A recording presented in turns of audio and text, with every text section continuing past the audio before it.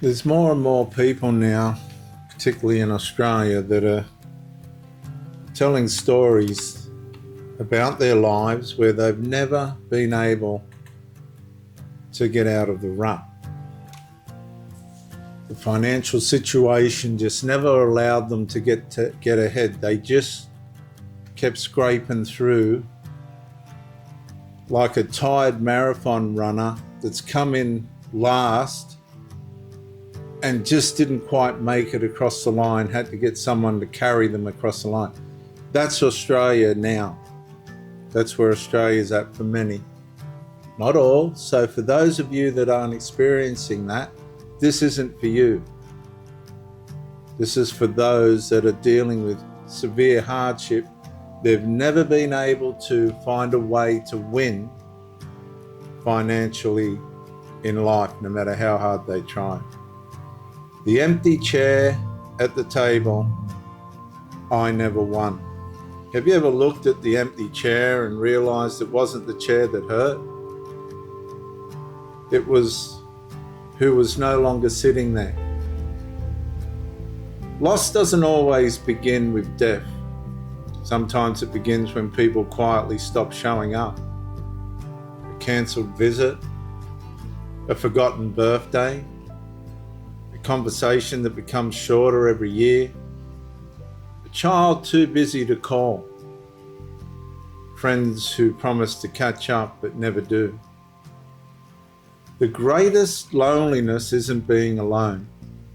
It's watching your life become less important in other people's lives. And at first you make excuses for everyone. They're busy.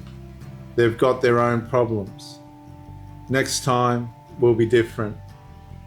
So you keep setting another place at the table in hope.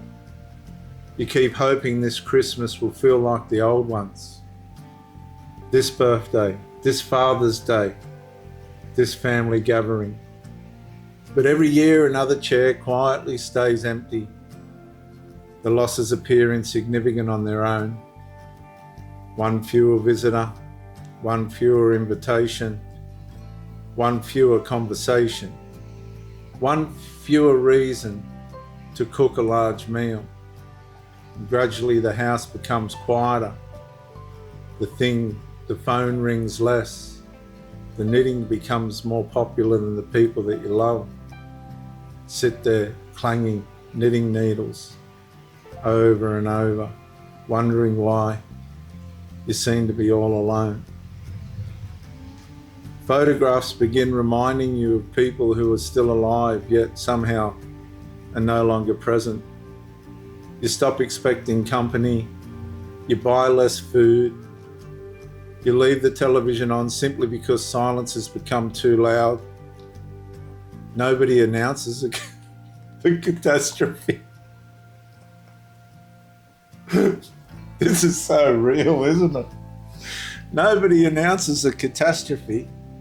The audience is trying not to laugh. It's just so real.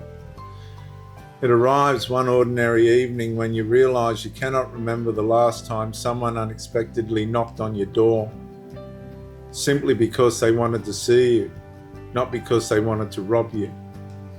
And the moment changes, that moment changes something deep inside, if it happens. You begin wondering whether your absence would be noticed as quietly as your presence has been forgotten. And viewers, sometimes the deepest personal loss isn't burying the people you love. It's slowly disappearing from the lives of the people who are still alive. That's what it's like to live a life where you get to the end of it and say, I never won.